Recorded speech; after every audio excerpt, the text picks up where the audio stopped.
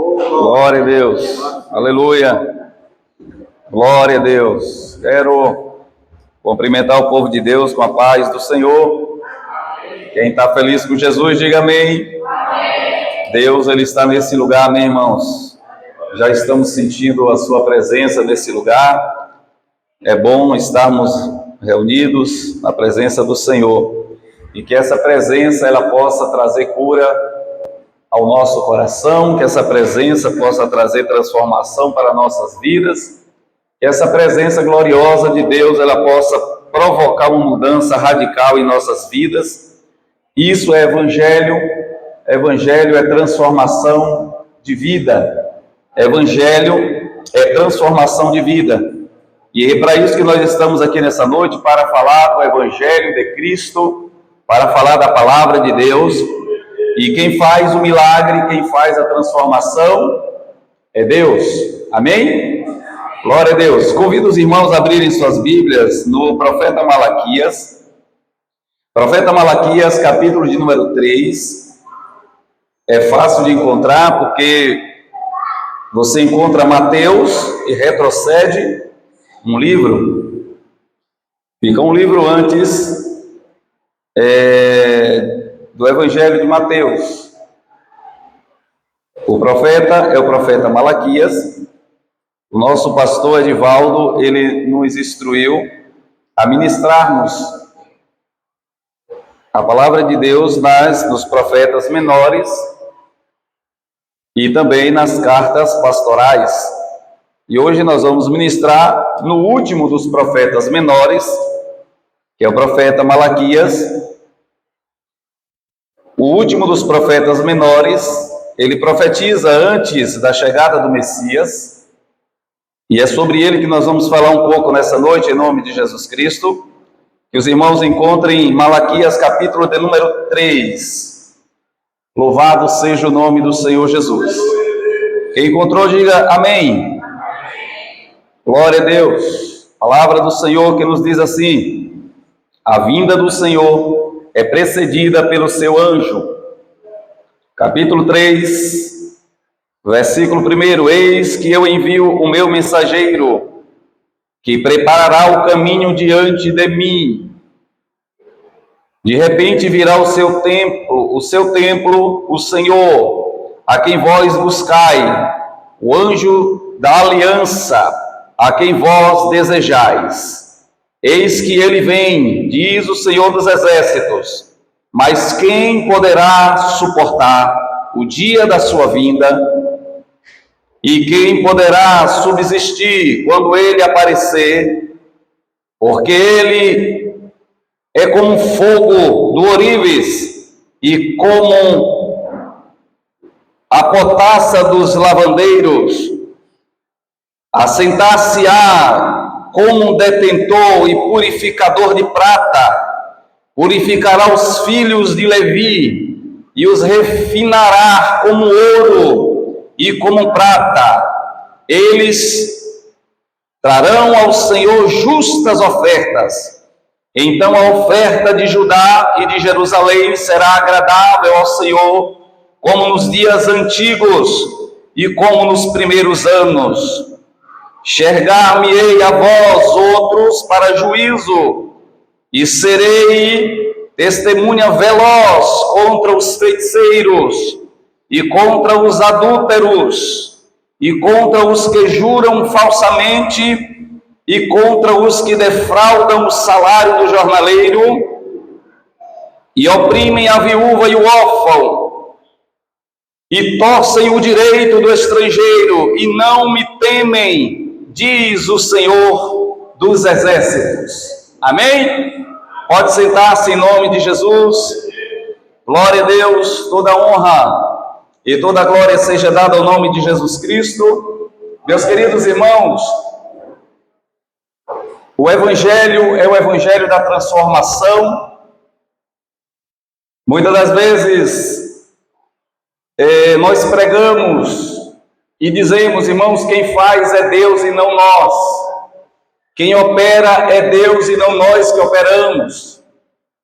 Nós aqui somos apenas os canais que Deus se utiliza para transmitir a sua palavra. Eu quero que você ouça nessa noite a palavra de Deus, não somente como uma palavra vinda de um homem, mas a palavra vinda do próprio Deus para o seu coração. A Bíblia diz que um certo dia Paulo ele encontrou um problema na igreja, porque os irmãos da igreja, daqui a pouco eu entro no tema, eu preciso falar isso aqui. Os irmãos da igreja de Corinto, eles estavam com um problema, porque quando chegava um pregador, por exemplo, Apolo era um eloquente pregador, começou a surgir na igreja aqueles irmãos que diziam, olha, mas eu gosto muito da pregação de Apolo, é uma pregação maravilhosa, eu sou de Apolo. Quando Paulo ia pregar, Paulo também tinha uma sabedoria tremenda, então tinha aquele outro grupo que dizia, não, eu sou de Paulo, porque Paulo tem um conhecimento maravilhoso. E tinha um outro grupo que dizia, eu nem sou de Paulo e nem sou de Apolo, eu sou de Cristo. E começou a criar essa diferença, e Paulo vem dizendo, irmãos, nós, tanto Paulo quanto Apolo, não somos nada sem o Senhor. Porque eu plantei, Apolo regou, mas quem dá o crescimento? Amém, irmãos? Você já plantou algum tipo de planta? Quem já plantou alguma coisa aqui? Qualquer coisa, né? Você planta algo, joga na terra, aí produz aquela plantinha, você cuida, né? Aí quando chega alguém lá na sua casa, você diz, olha, eu cuidei dessa planta. Olha como ela está linda. Mas você não cuidou dela, você só plantou. Porque a gente pensa que uma planta, ela só precisa ser colocada na terra e receber água de vez em quando. Mas aqueles que estudam dizem que a planta ela precisa de potássio, precisa de fósforo, precisa de magnésio. E onde é que todos esses elementos estão? Na terra que Deus produziu. Quem dá o potássio é Deus, quem dá o magnésio é Deus, quem dá o fósforo é Deus. Você só plantou e jogou água. Esse é o nosso papel aqui como pregadores. Nós lançamos a semente, o outro vem e rega, mas quem vai dar o crescimento é Deus. Quem vai dar o crescimento? Então receba essa palavra nessa noite como uma palavra de Deus, e Deus vai provocar um crescimento na tua vida hoje, em nome de Jesus Cristo, amém? Glória a Deus. Profeta Malaquias, é o último profeta, o nome Malaquias significa o meu mensageiro. O meu mensageiro. Malaquias, ele é o último profeta, o último dos profetas menores. Ele profetizou mais ou menos próximo ali da vida de Neemias e Esdras. Quando o povo de Israel voltou da Babilônia, que ficara 70 anos como escravos, presos, como cativos, 70 anos depois eles são libertos, como o pastor pregou aqui no domingo. E no retorno, Neemias e Esdras, eles reconstroem as muralhas, a cidade, e é nesse período que começa agora a surgir os profetas menores, e entre eles temos Malaquias. Malaquias, ele chega em um momento em que já passou 100 anos depois do retorno de Israel. Depois que Israel retornou do cativeiro, passaram agora um século, e o povo está agora em uma situação muito complicada, porque o povo está frio. O povo já não tem mais aquele avivamento, o povo já não tem mais aquela dedicação à obra de Deus.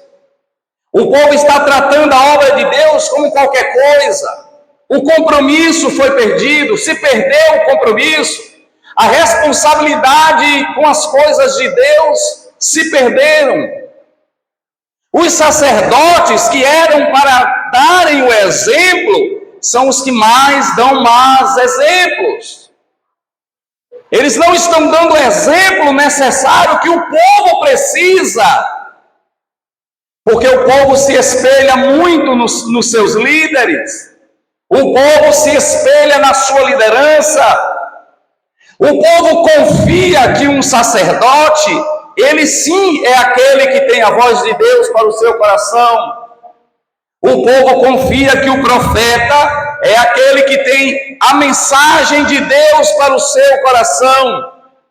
Mas se você começar a ler o livro do profeta Malaquias, você vai perceber que o profeta começa a dizer: Deus tem uma mensagem para os sacerdotes de Israel.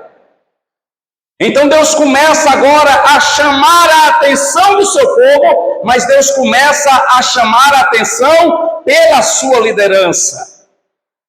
O povo está em uma trevas espirituais, em uma frieza espiritual. O povo está distante de Deus. O povo não está levando a obra de Deus com a responsabilidade que deveria levar. E a culpa de tudo isso está nas mãos das lideranças, dos sacerdotes da época. Porque os sacerdotes, eles não estavam vivendo da forma que deveriam viver. Essa é a mensagem de Malaquias. Malaquias, eu contei aqui, irmão, 21 perguntas que Deus faz ao povo. Se eu sou pai, por que vocês não me honram? Se eu sou Deus, por que vocês não têm reverência para mim? Pode, porventura, o homem roubar Deus? E por que vocês estão me roubando? E Deus começa a perguntar. Eu contei 21 perguntas que Deus faz para os sacerdotes e para o povo daquela época. O livro de Malaquias é o momento em que Deus chama a atenção do seu povo, e Deus, ele sempre gosta de nos corrigir com perguntas. Lembra o que aconteceu lá no Éden? Quando Adão e Eva caíram? Quando Adão e Eva cometeram o pecado, Deus estava no céu vendo todas as coisas. Deus vê todas as coisas. Deus viu quando Eva foi enganada pela serpente. Deus viu quando Eva, já enganada pela serpente, oferece o fruto ao seu esposo. Deus vê quando o seu esposo, que era o líder da casa, deveria rejeitar a oferta da sua esposa, aceita e também cai. E Deus também vê que no momento em que eles caem, eles passam a enxergar sua própria nudez, e entre si os dois dizem: olha, nós estamos em pecado, a nossa nudez agora está exposta, vamos pegar folhas e cozê-las, ou seja, vamos costurá-las e vamos formar aventais e tapar nossa nudez. E a Bíblia diz que Adão e Eva costuraram folhas de figueira. Repita comigo: folha de figueira. Exatamente. Eles costuraram, fizeram aventais e tentaram tapar a sua nudez. A Bíblia diz que Deus, ele vem como todas as tardes. Todas as tardes Deus vinha ao jardim. A Bíblia diz que Deus vem e não vê. Isso aqui é até uma contradição. Deus não vê alguma coisa, já que Deus vê todas as coisas. A Bíblia diz que Deus desce no jardim, e o que Deus faz? Deus sabe onde Adão está. Os olhos de Deus conseguem enxergar todas as coisas, mas mesmo assim Deus diz: Adão, onde tu estás? A primeira vez que Deus vai confrontar o pecado de alguém é com uma pergunta. A primeira vez que Deus vai confrontar o estado espiritual de alguém é perguntando. É por isso que Jesus, em todas as suas mensagens, era: como dizem vocês acerca do adultério? O adultério é quando um homem que é casado tem contato com outra mulher, ou vice-versa. Aí Jesus diz: mas eu digo que se ele só olhar, ele já comete o adultério. Aí ele pergunta: e o que é que dizem acerca de trair? Aí ele vai fazendo perguntas, e com as perguntas ele está confrontando o estado espiritual daquelas pessoas. Quando Deus desce no jardim, ele pergunta: Adão, onde tu estás?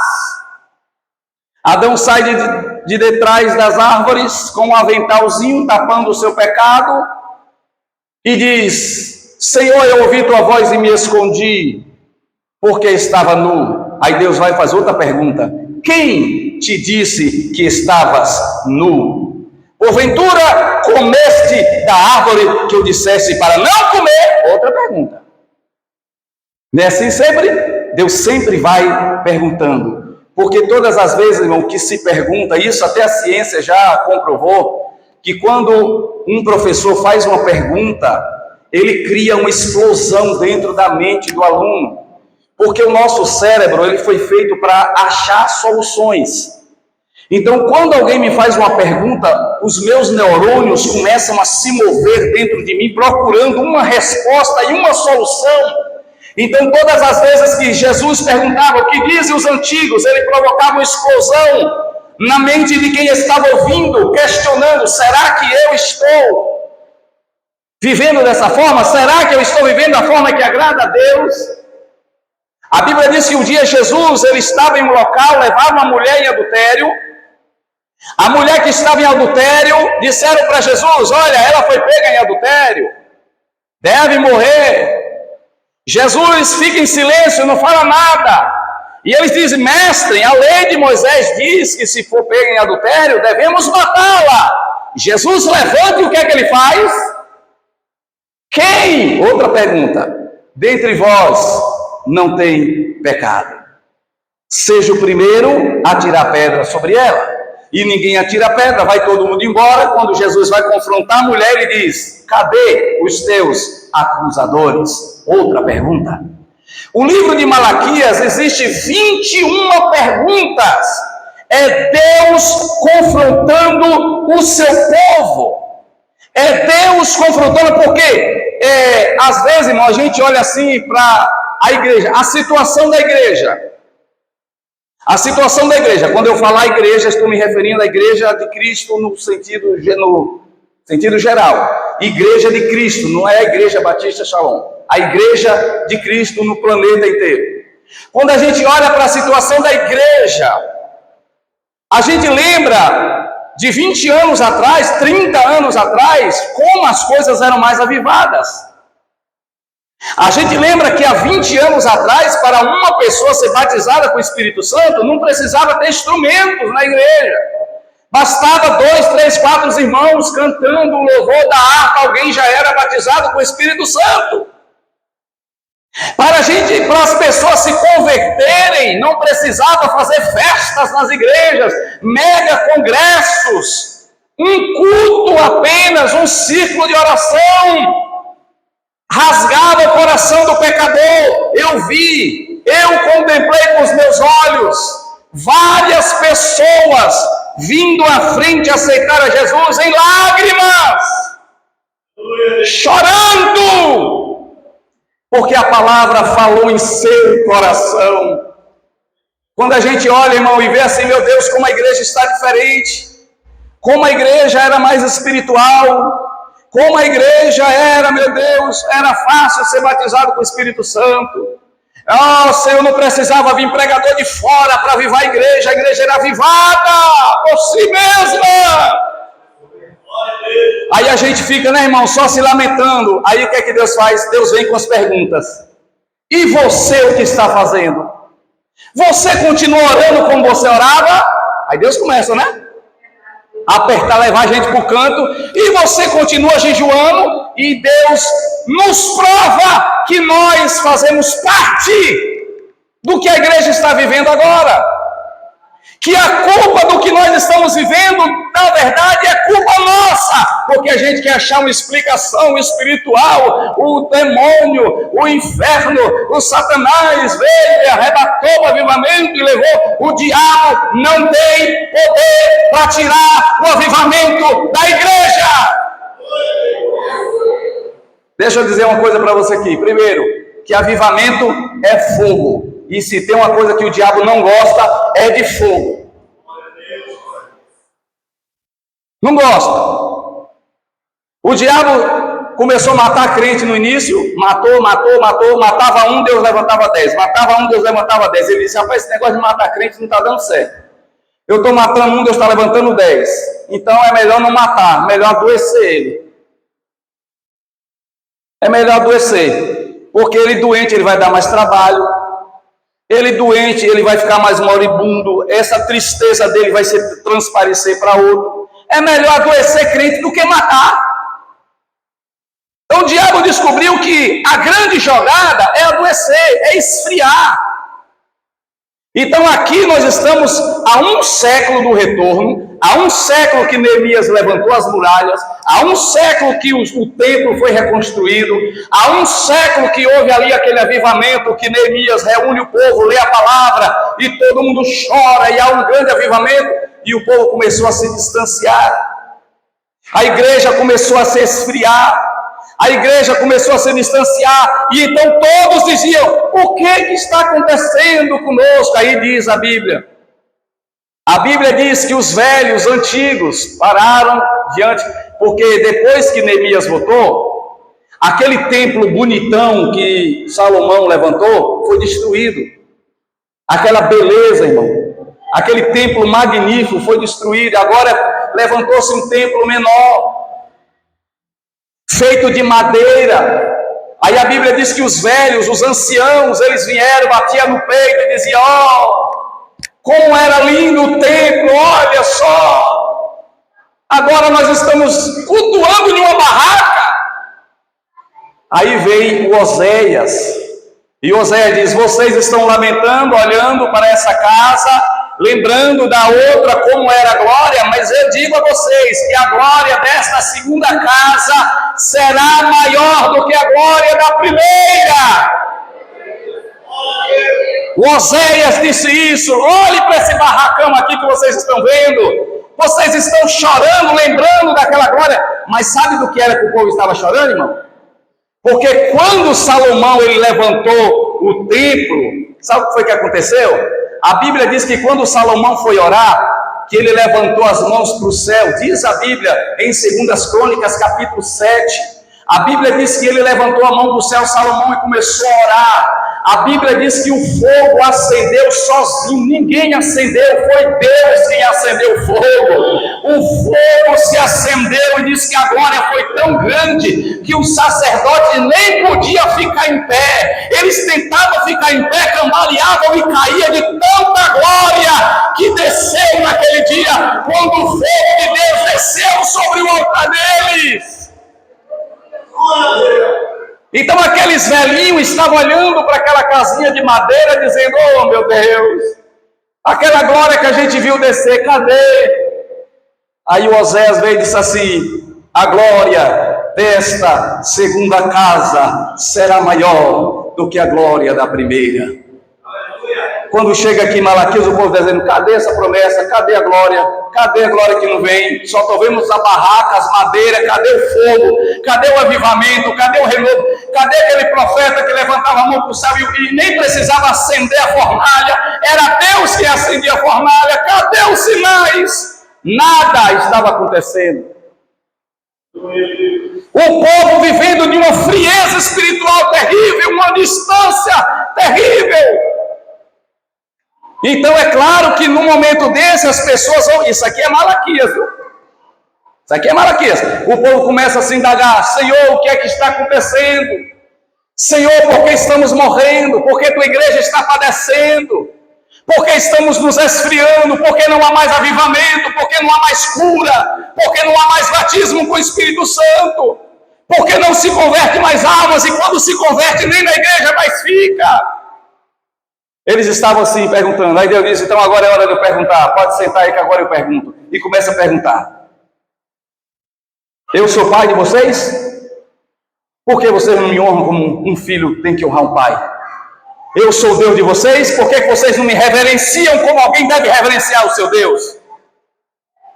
Vocês são meus sacerdotes? Por que vocês não me oferecem coisas boas?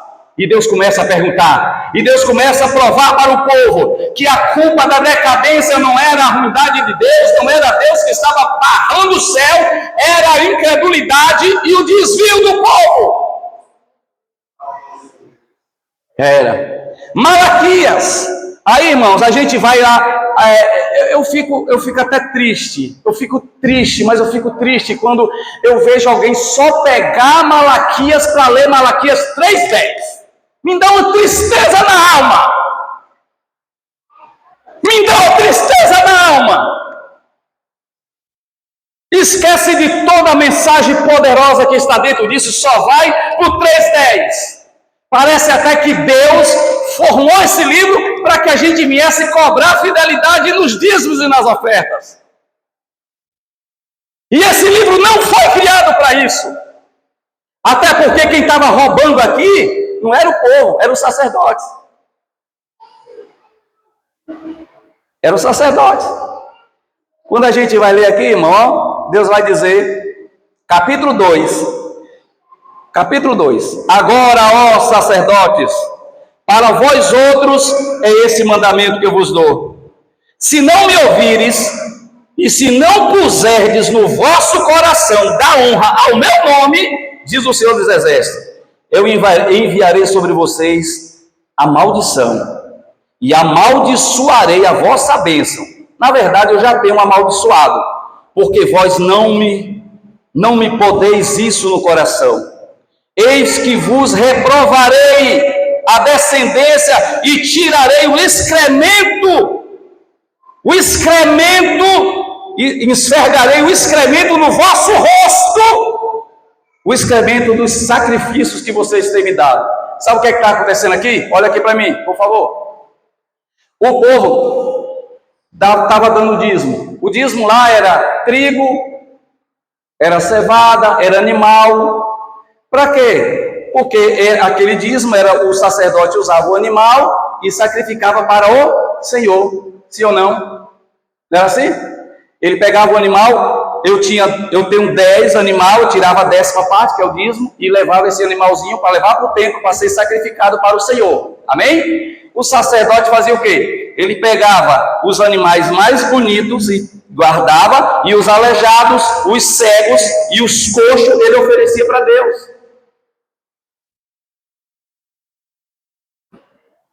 E Deus disse, pode o homem roubar a Deus? E por que vocês estão me roubando? Por que vocês estão me roubando? E Deus chama a responsabilidade do povo, Deus chama a responsabilidade principalmente dos sacerdotes. E Deus diz assim, olha, se vocês não mudarem a atitude de vocês, eu vou descer aí com uma maldição que vocês não vão nem se segurar de pé. E esses animais aleijados e cegos que vocês estão trazendo aí, eu vou usar o excremento deles e vou passar na cara de vocês. Que linguagem, né, irmão? Para um Deus falar. Deus disse que ia pegar os dejetos, os excrementos do animal e esfregar na cara de cada um sacerdote, porque eles estavam tratando as coisas de Deus de qualquer maneira. As pessoas estavam levando os seus dízimos, levando suas ofertas, eles pegando, comendo, guardando, roubando. E aí a igreja padecendo, e o povo padecendo, e o povo padecendo, e o povo se perguntando, e Deus vai dizer, por que vocês estão me perguntando por que estão sofrendo tudo isso? Eu agora que vou perguntar a vocês, por que vocês estão permitindo que essas coisas aconteçam? Aí Deus começa a apertar, e Deus começa a apertar, e quando Deus começa a apertar, o que acontece, irmão? O arrependimento nasce em nosso coração e aí sim nós votamos. Quando a gente chega no capítulo 3, que é o capítulo mais lindo que existe, é o capítulo 3. Quando ele diz, eu enviarei o meu mensageiro. Esse mensageiro aqui não é João Batista não, viu? Esse aqui não é João Batista não. Esse mensageiro aqui que ele vai enviar, do capítulo 3, leia, irmão, o capítulo 3 todo. Não pare só no 10 não. O 10 faz parte. Mas leia o capítulo todo. Aqui está falando que a vinda do Senhor.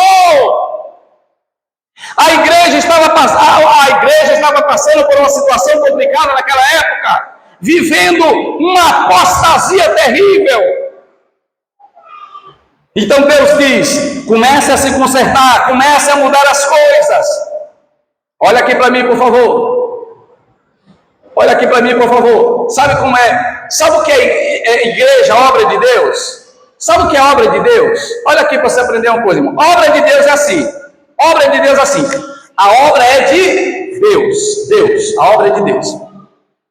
Deus, ele tem interesse que essa obra cresça, sim ou não? Pronto. Aí Deus levanta. Vamos imaginar, fazer aqui uma matemática, que tenha 50 pessoas nessa igreja. Imaginar, 50 pessoas nessa igreja. Essa obra é de Deus, essa igreja é de Deus, e ela tem 50 membros, e Deus quer que essa igreja cresça. Então o que Deus faz? Deus diz, olha, para a igreja crescer, ela precisa de conhecimento. Conhecimento. Aí Deus levanta um, não é só um, eu estou dando um exemplo. Deus levanta um e diz: eu vou te dar o dom do conhecimento, ensina o meu povo. Aí esse recebe o conhecimento e ele vai fazer o quê? Ele vai instruir o povo. Amém? Deus diz: o meu povo precisa de discernimento espiritual. Deus levanta um e o Espírito Santo dá o dom do discernimento, e esse irmão tem a capacidade de discernir o que é de Deus, o que não é, o que é espiritual, o que não é espiritual. Deus diz: o meu povo precisa de dons espirituais, dom de curar. Deus levanta e dá os dons espirituais. Isso é obra de Deus, presta atenção. Deus diz: o que é que o meu povo precisa? O meu povo precisa de mantimento, precisa de sustento, precisa de dinheiro. E Deus levanta o outro e diz: você vai ser aquele que Deus vai levantar para movimentar a igreja para oferta, para dízimo, para contribuição. E Deus levanta aqueles que vão sustentar a igreja, que vai manter a igreja, que vai cuidar da igreja. Isso é obra de Deus.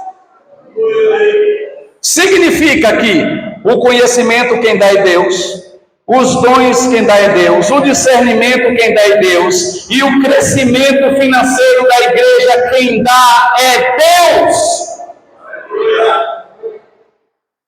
É Deus. Ele é quem dá. Então, pastor, os irmãos não estão querendo ofertar nem dizimar. Alguma coisa está errada aí na vida espiritual. Alguma coisa está errada na vida espiritual. Quando eu não sinto desejo de ajudar a minha igreja financeiramente, tem alguma coisa errada na minha vida espiritual. O conhecimento não está sendo ensinado, a palavra não está gerando, alguma coisa no ensinamento está errado. Então o povo se pergunta: por que a igreja está assim? Por que a obra está assim? Aí Deus vem e começa a fazer pergunta: por acaso vocês estão fazendo a parte de vocês? Por acaso vocês estão agindo da forma como eu ordenei que vocês agissem? Vocês estão jejuando como se deveria jejuar? Vocês estão orando como deveria orar? Vocês estão evangelizando como deveria evangelizar? Aí quando Deus começa a perguntar, a gente começa a dizer: não, também não. Então o que é que vocês querem? Qual é o avivamento que vocês esperam? Se vocês não estão seguindo as minhas ordenanças, Malaquias veio aqui dizer: Senhor, está difícil, está ruim. E Deus disse: primeiro, vou mostrar onde é que está o erro, no sacerdote. Chama eles aqui que eu quero conversar com eles. Chamou o sacerdote, Deus disse: vocês são os culpados de tudo, e eu vou cobrar de vocês se vocês não mudarem. Vou mandar uma maldição sobre a vida de vocês e a descendência de vocês. Olha o que Deus falou aqui. E por causa de vocês, o povo está me roubando, porque é vocês que não estão administrando bem, é vocês que estão surrupiando o que é meu, e o povo não vai fazer por culpa de vocês. Então a maldição vai sobre a nação toda, porque vocês estão dando errado. Deus chamou o sacerdote, botou no canto, chamou eles da responsabilidade. É o que está aqui em Malaquias. E Deus diz: olha, pode alguém roubar Deus, porque todo mundo aí está me roubando, mas a culpa é deles. Eles são culpados. Eu já conversei com várias pessoas, irmãos, e muitas das pessoas, quando se fala em salvação, as pessoas ficam assim, os olhinhos que brilham. Salvação, salvação. Quando a gente fala sobre misericórdia, batismo com o Espírito Santo, as pessoas só falam chorar. Quando a gente fala de dízimo, as pessoas, mas até aí o senhor, agora já não vou gostar mais dessa conversa. Por que isso, irmão? Porque quando se fala de salvação, as pessoas recebem com amor, quando se fala, e quando vai falar nessa parte, a culpa é de quem? A culpa é de quem? A culpa é de quem fez o ministério sacerdotal fonte de riqueza para si. Um dia eu vi um pastor, ele dando uma palestra, ele disse assim: eu estou muito revoltado, eu estou muito revoltado, porque a revista fulana de tal disse que eu sou o homem mais rico do Brasil. Fiquei muito revoltado. Isso um pastor. Eu fiquei muito revoltado, porque a revista fulana disse que eu sou o mais rico do Brasil. Eu não sou o mais rico do Brasil, eu sou o mais rico do mundo. Ele falou: Aí, infelizmente, por essa liderança, por esse mau exemplo, as pessoas, quando se fala nesse ponto que é sim espiritual, querem sair fora. Por culpa de quem? Então Deus está dizendo: chama os sacerdotes, porque meu acerto de conta é com eles. O meu acerto de conta é com eles. E quando Deus chama atenção, Deus corrige, Deus faz uma ameaça para o sacerdote. Se vocês não mudarem, se vocês não trouxerem sacrifícios limpos para mim, eu vou começar a amaldiçoar vocês de uma forma tão terrível que até a descendência de vocês vai ser amaldiçoada. Isso foi Deus falando. Porque não é justo que vocês tragam, desde o começo que eu exigi, que o cordeiro para o sacrifício tem que ser limpo, não pode ter uma mancha sequer, tem que ser perfeito, e vocês estão trazendo animais aleijados, cegos e mancos para ofertar. O que significa? Qualquer coisa para Deus, Deus aceita. Qualquer coisa, e Deus não aceita qualquer coisa, irmão. Deus não aceita qualquer coisa. Estão pregando por aí um Deus que eu desconheço, que não existe na Bíblia. Estão pregando um amor de Deus que eu não entendo e não conheço esse amor. Sabe como é que eu entendo o amor de Deus? A Bíblia diz assim: e Jesus amava a Lázaro. Presta atenção. Jesus amava a Lázaro. Aí Jesus está pregando aqui. Jesus está pregando. Aí disseram: Jesus, Lázaro está morrendo.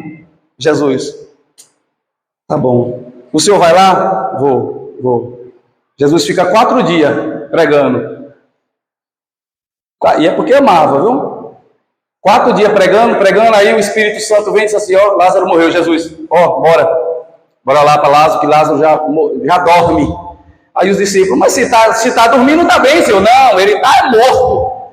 Oxi, como que o senhor disse que amava o homem e só esperou o cara morrer para depois ir? Que amor é esse? Porque nós entendemos que o amor de Deus seria o quê? Seria Jesus pregando a salvação das almas. Lázaro já estava salvo. A salvação das almas. Aí chegasse alguém aqui e dissesse: Lázaro, fica aí vocês, eu vou lá salvar Lázaro. Esse é o amor de Deus?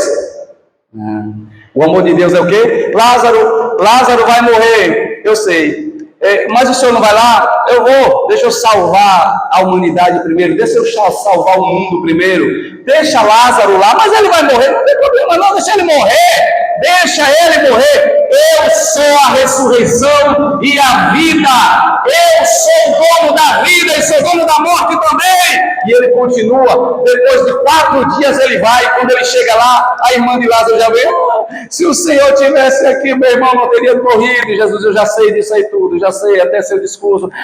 Senhor Jesus, ele vai ressuscitar. Ele vai ressuscitar. Eu sei, lá no último. Não, ele vai ressuscitar hoje. Porque eu sou a ressurreição e a vida. E se alguém crê em mim, ainda que seja morto, viverá. E Jesus brada: Lázaro, venha! E Lázaro vem curado, vivo, salvo. Estão pregando um Deus aí que eu desconheço na Bíblia.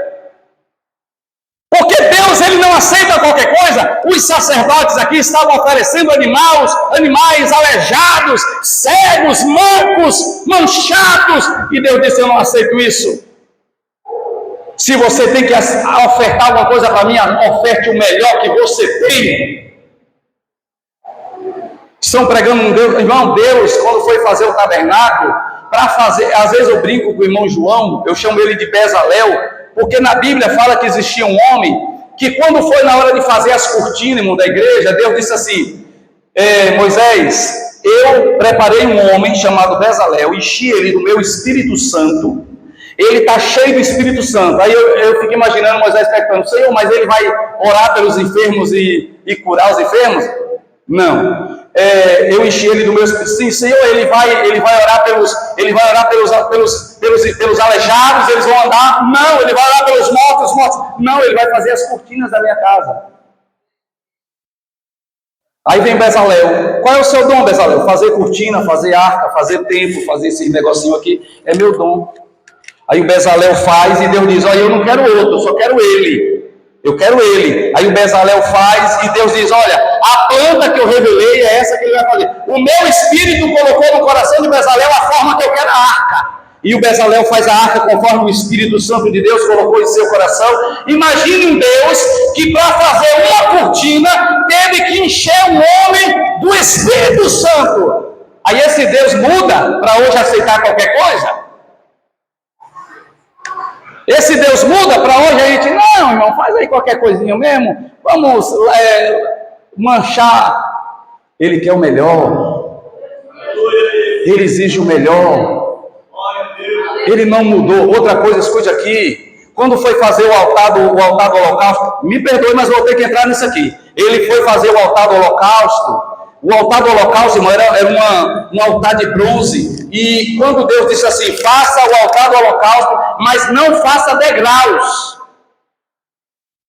Faça uma rampa, não quero degraus. Por quê? Porque o sacerdote, eles usavam uma espécie de túnica parecendo um vestido. E Deus disse, o sacerdote ele tem que usar uma calça por baixo, um calção, que vinha mais ou menos no meio da canela. E quando ele estiver subindo, se for degrau, quando ele levantar, a ponta da canela dele vai ficar visível, a carne dele vai ser vista, e eu não quero. E se for rampado, ó, ele não levanta muitas pernas, e a nudez dele não é mostrada. Mas hoje Deus aceita tudo, né? Aceita tudo. Deus não liga para a roupa, Deus não liga para aquilo, Deus não liga para nada disso, mas Deus liga para a forma como a gente se comporta diante dele. As minhas filhas estão ali, quando eu levo elas do shopping, ela diz, meu pai, essa roupa, pergunte se Jesus compraria. Tá elas duas aí, ó. Quando eu levo lá no shopping, meu pai, essa calça, pergunte se Jesus compraria, se ele usaria. Eu acho que não, então não compre. Então não use. Então não use. O povo estava vivendo aqui no tempo de Malaquias, vou finalizar, vivendo em Malaquias como se fosse de qualquer jeito, e ainda questionando por que a igreja está vivendo daquele jeito, por que não tem mais fogo descendo do céu, por que não tem mais o fogo acendendo sozinho, por que a nuvem parou de descer? Por que a nuvem que descia, que ficava, irmão, sobre o tabernáculo, sumiu? Por que a coluna de fogo desapareceu? Por que a glória de Deus foi embora? Porque a reverência também foi. Porque o respeito a Deus também foi. Porque a dedicação às coisas de Deus também foi embora. E Deus não vai deixar sua glória onde não tem reverência a Ele, onde não tem respeito a Ele, onde não tem dedicação a Ele. Ezequiel viu a glória de Deus ir embora. Irmão, eu já preguei essa mensagem, preguei na roça, e não me lembro, em um lugar que tinha um candeeiro assim pendurado. Já preguei essa mensagem. O dia em que a glória de Deus foi embora. Ezequiel viu, ela saiu do templo, desceu, ficou aqui, depois ela foi lá para a porta, e da porta ela foi embora. Ezequiel viu no dia que a glória de Deus foi embora da casa do Senhor. Ela saiu daqui e ficou aqui esperando o povo se arrepender, esperando o povo mudar. O povo não mudou. Ela foi para a porta, ficou esperando o povo se arrepender. O povo não se arrependeu e ela foi-se embora. E o povo ficou sem glória, sem fogo, sem nuvem. O fogo não acendia mais só, tinha que o sacerdote acender todos os dias, porque Deus parou de acender o fogo. Porque Deus, quando parar a reverência, quando parar o respeito a mim, eu paro também de fazer o meu milagre. Eu paro de operar também. E aqui eu vou finalizar, capítulo 3. Aí Deus vai finalizar, Deus vai usar o profeta Malaquias finalizando, ele vai dizer, eu mandarei o meu mensageiro. E quando ele vier, quando ele chegar, ele vai ser igual ao Oribe. Eu já vi meu tio vender ouro. Eu já trabalhei com meu tio um dia no garimpo. Ele passou a semana toda, irmão, lavando areia, lavando, tirando. Aí bota o produto, ele tirou o ouro, embolou um pedacinho, uma bolinha de ouro assim, levou para o cara com Orives. E eu fui com ele nesse dia. Ele colocou o ouro assim em cima, o cara veio com maçarico, irmão. O cara veio com maçarico. E disse, rapaz, essa semana foi boa, né? Ele disse, foi, e eu só olhando. O cara ligou um negócio aqui, pegou o maçarico. E queimando o ouro do meu tio todo. Eu digo, meu tio, o ouro que o senhor passou a semana toda trabalhando, o cara está queimando e o cara... O ouro ficou todo preto.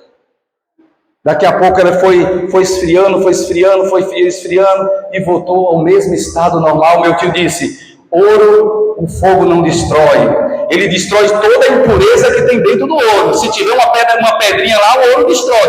O fogo destrói. Se tiver um pedacinho de madeira lá, o fogo destrói. Mas o ouro não, porque o ouro resiste a fogo. Ouro não destrói, o fogo não destrói o ouro. E eu vi, aqui diz assim, aqui diz, eis que o meu mensageiro vai chegar. E quando chegar, ele vai ser igual a ourives. Ele vai ser igual aquele que purifica a prata, porque ele tem fogo consumidor na sua mão.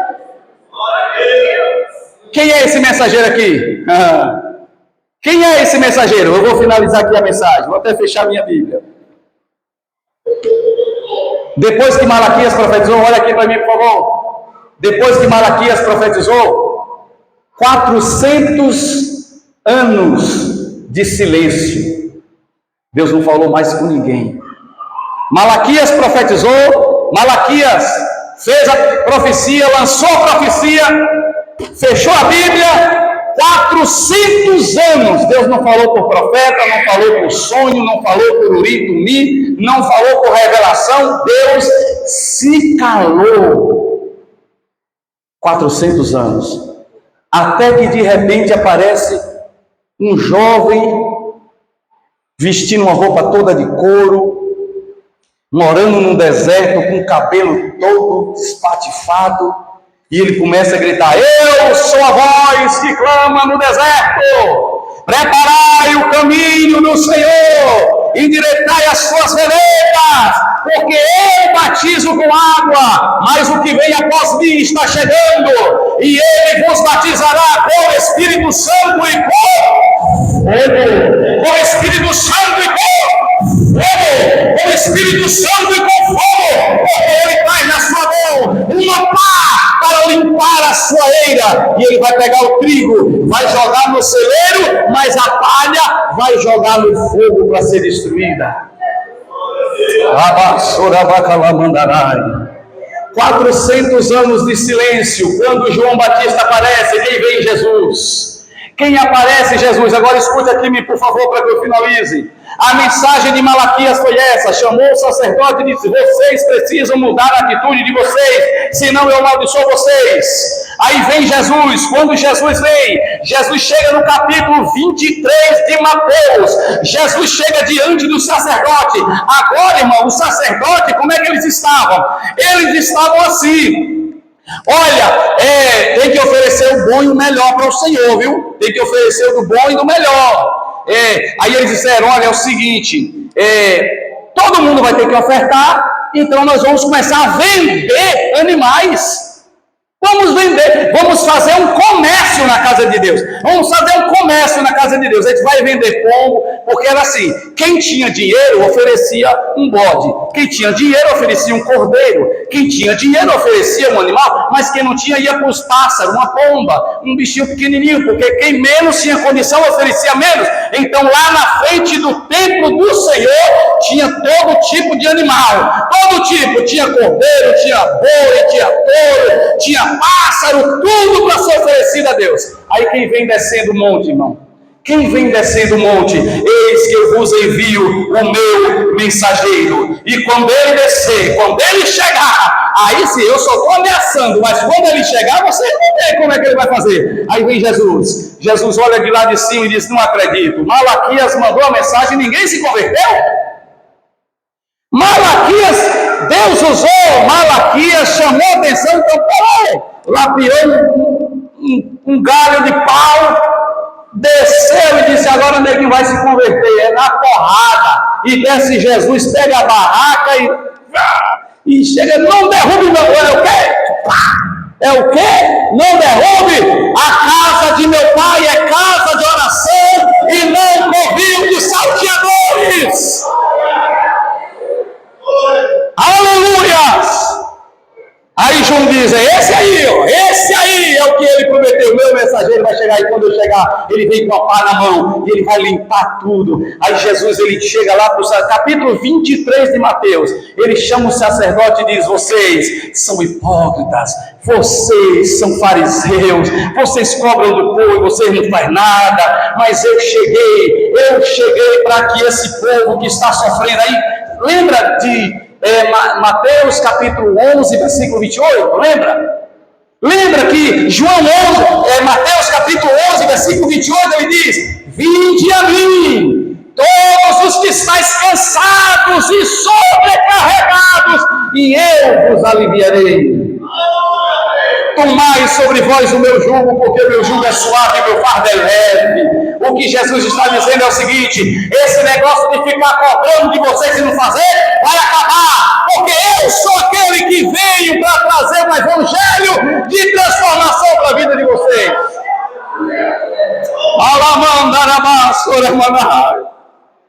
400 anos de silêncio, até que a voz de Deus bradou, porque por Malaquias não teve jeito. Deus disse: eu mandei meu profeta, ninguém escutou, então eu mesmo vou descer lá embaixo. Então Deus vem na pessoa do seu filho, fique de pé por favor, em nome de Jesus. Deus vem na pessoa do seu filho e ele desce, e quando ele chega aqui na terra, ele brada, mas como Deus, ele brada como Deus, e ele vai dizendo: vocês devem carregar o meu fardo, porque o meu fardo é leve, o meu fardo é leve, o meu jugo é suave. Foram 400 anos de silêncio, foram 400 anos de tristeza e de dor, foram 400 anos de angústia e de separação, mas quando Jesus Cristo ele veio, a Bíblia diz que o profeta Isaías diz assim: vocês que estão vivendo na angústia das trevas, a luz irá brilhar sobre vocês. A luz irá brilhar sobre vocês, e quando essa luz brilhar, os coxos vão se levantar, os aleijados vão andar, os mudos vão falar, porque Ele trará nas suas asas a cura que vocês precisam. Eu quero dizer para você aqui, talvez você fez uma pergunta para Deus esses dias: Senhor, por quê? Por que tudo isso está acontecendo comigo? Por que isso está acontecendo na tua casa? Por que isso está acontecendo com a igreja? Talvez você se perguntou a Deus: Senhor, por quê? E Deus te trouxe hoje aqui para te fazer a pergunta para você. Deus, Ele vai te perguntar: onde tu estava quando eu te chamei da primeira vez? Lembra que essa não é a primeira vez que eu te chamei? Onde tu estava quando eu te chamei? Eu ainda continuo te chamando. E Deus vai te perguntar, e você vai entender hoje que Deus, na verdade, Ele não queria que nada de ruim acontecesse conosco. Se nós tivéssemos dado ouvido a Ele desde a primeira vez que Ele nos chamou, se a gente tivesse dado ouvido, tudo seria diferente. Mas o Senhor está hoje aqui para te dizer: onde tu estás? Onde tu estás? O que você está fazendo da sua vida agora? Diante de tudo, o que você está fazendo com a sua vida? Deus chamou aquele povo e disse: o que vocês vão fazer? Vão mudar ou vão continuar praticando as mesmas coisas? Se vocês mudarem, eu mudarei com vocês. Se vocês permanecerem, eu também vou permanecer do mesmo jeito. Então eu aconselho que vocês mudem, para que eu mude a sorte de vocês, para que eu abra as portas sobre vocês de todas as formas. Quem está me ouvindo, diga amém. Amém. Senhor, por que a igreja está assim? Deus se pergunta: e você, o que está fazendo para mudar ela? Senhor, por que não tem mais avivamento? Você está orando para que esse avivamento aconteça? Está buscando o avivamento? Então Deus, Ele vai nos fazer perguntas. E essa pergunta que Deus ele fez a mim, Ele vai fazer a você também nessa noite. Hoje é o dia que você pode tomar uma decisão na sua vida. Ouvir a voz do Senhor, correr para os pés dele, se arrepender dos teus pecados e dizer: Senhor, me aceita na tua presença. Me aceita na tua presença. Se você está aqui nessa noite, você ainda não é crente, eu quero te convidar para vir aqui à frente em nome de Jesus. Se você quer entregar a sua vida a Jesus Cristo hoje, nós estaremos orando por você, entregando a sua vida a Jesus, pedindo para que Jesus Cristo ele tenha misericórdia cada dia mais da sua vida. Mas é uma pergunta que Cristo te faz hoje. É uma pergunta que Cristo quer te fazer. Você quer que eu faça uma mudança na sua vida? Você quer que eu faça uma transformação na sua vida? Ou você acha que tudo deve continuar como está? Se você acha que você deve deixar Deus trabalhar na tua vida, operar na tua vida, transformar a tua vida, então esse é o momento de você fazer esse voto para Jesus. Tem alguém para Cristo nessa noite? Se tem, saia do seu lugar, venha aqui à frente e nós estaremos orando por você. Estamos encerrando esse culto em nome de Jesus.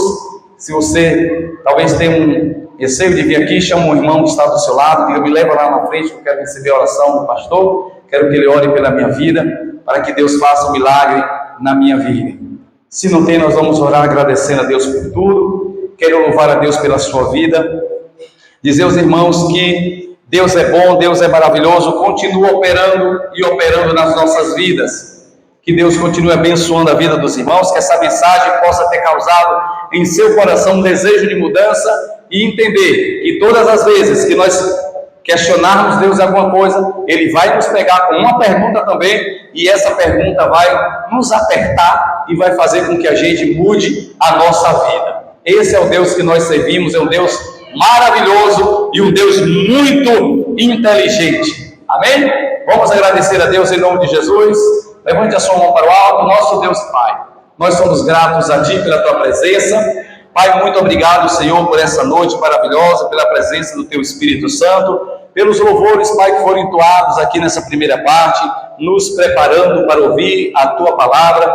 Obrigado, Senhor, pela Tua palavra, a Tua palavra que tanto nos confronta, Pai, para que nós venhamos mudar diante da Tua presença. Senhor, no nome de Jesus, abençoa Teus filhos, leva eles em paz para suas casas, debaixo da Tua santa proteção, livrando de todo mal. Em nome de Jesus Cristo e para a honra e a glória de Jesus. Amém. Que o amor de Deus, a graça e a paz do nosso Senhor e Salvador Jesus Cristo, a comunhão e a consolação do Espírito Santo esteja com todos e todos digam amém. Amém. Saúde teu irmão na paz do Senhor. Que Deus abençoe a todos em nome de Jesus. Deus abençoe.